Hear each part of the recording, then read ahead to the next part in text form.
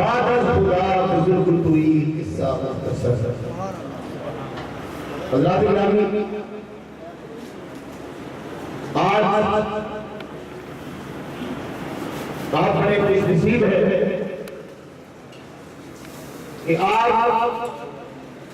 کی آنکھوں کے سامنے جو ہستی تشریف فرما ہے وہ جگر گوشائے حضرت سلطان عارفین سخی سلطان باہو رحمت اللہ تعالی علیہ حضرت سلطان صاحب کے میرے نظر لگتے جگر آپ کا روحانی فیض بھی اور جسمانی فیض بھی، آپ کا ظاہری فیض بھی اور باطنی فیض بھی آج ایک مجسم صورت میں تمہارے سامنے موجود ہے. زیارت کیجیے حضرات گرامی قدر. یہ قبلہ پیر صاحب کا بڑا احسان ہے، بڑی مہربانی ہے ایتھنز اور گریس کے رہنے والے مسلمانوں پر کہ جنہوں نے اپنے قیمتی وقت سے، کیونکہ پیر صاحب کے کام کا دائرہ کار صرف پاکستان تک محدود نہیں، صرف ایک یا دو ممالک تک محدود نہیں، آپ بین الاقوامی شخصیت ہیں. پوری دنیا میں آپ اللہ کے دین اور نبی پاک علیہ السلام کے عشق کے جھنڈے گاڑ رہے ہوئے. یہ ان کی شفقت ہے، یہ ان کا پیار ہے، یہ ان کی محبت ہے. اور وہ فرماتے ہیں کہ باقی سارے ملک امیر ہیں، اور میں نے اس بار سوچا ہے کہ جو ملک اور جس ملک میں بسنے والی پاکستانی برادری اس وقت سب سے غریب سمجھی جاتی ہے، میں نے سوچا کہ میں زیادہ وقت ان کے ساتھ گزارنا چاہتا ہوں. تو یہ آپ کی بڑی مہربانی ہے.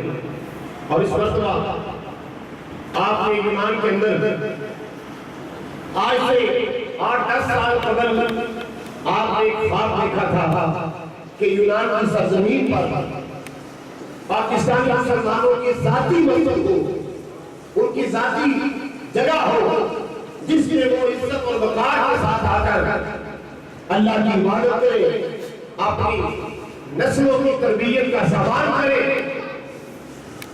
اس وقت قبلہ پیر صاحب نے مسلمانوں سے کہا، پاکستانیوں سے کہا، اور پاکستانی مسلمانوں نے پیر صاحب کی آواز پر لبیک کہتے ہوئے 70,000 یورو پیش کیا اللہ کے گھر کے لیے. اور کافی ایسا گزرتے کہ بعد مناسب جگہ نہ مل سکنے کی وجہ سے وہ فنڈ آج تک سرزمین یونان پر بھی موجود تھا. حضرت سلطان باہو کے ذمہ داران کے پاس تھا، وہ امانت کے طور پر تھا. اور اس مرتبہ قبلہ پیر صاحب نے ایتھنز کے اندر پیرسری کے علاقے میں ایک جگہ مسجد کے لیے بلڈنگ خرید لی ہے.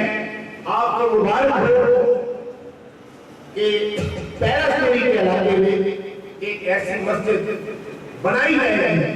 انقریب اس کے کنسٹرکشن کا کام شروع ہو جائے گا، جسے فخر سے ہر پاکستانی کہہ سکے گا کہ یہ ہماری اپنی جامع مسجد ہے. یہ کرائے کی بلڈنگ ہے، تو جب مالک چاہے خالی کروا لے، جب چاہے قانون میں تبدیلیاں آ رہی ہیں. پیر صاحب اس حوالے سے آپ کو اچھے طریقے سے بریف کریں گے. تو میں صرف اتنا کہنا چاہتا ہوں کہ آج آپ نے اس مسجد کے لیے جس کے لیے کم و بیش 3 سے 3.5 لاکھ یورو درکار ہوگی، اس کو مکمل منصوبہ اس کا کرنے کے لیے، اس کو بنانے کے لیے خوبصورت بنانا ہے اور یورپ کے سٹینڈرڈ کے مطابق بنانا ہے. پیر صاحب نے کہا کہ میں خوبصورت مسجد بنانا چاہتا ہوں جس میں گریکی مسلمان بھی آئے تو وہ آ کے کہے کہ ہاں باقی پاکستانیوں نے اللہ کا گھر بنانے میں حق ادا کر دیا.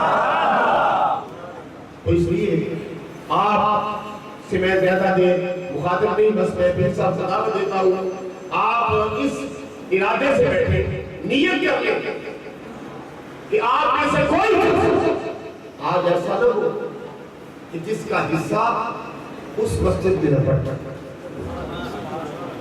اپنی بساط کے مطابق، اپنی توفیق کے مطابق. پیر صاحب نے گریس میں نہیں رہنا ہم نے ہے.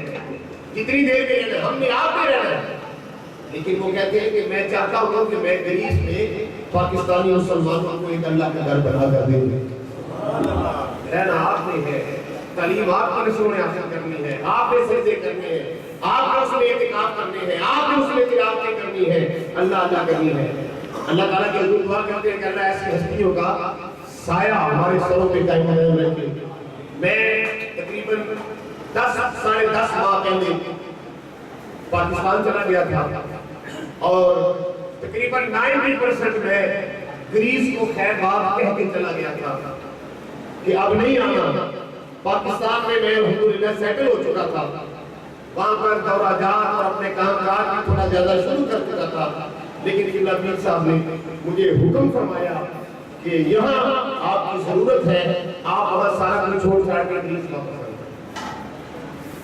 تو میں پیر صاحب قبلہ کی آواز پر لبیک کہتے ہوئے دوبارہ ایمان میں آ گیا ہوں. جیسے آپ حکم فرمائیں گے انشاءاللہ دین کی خدمت ہوتی رہے گی.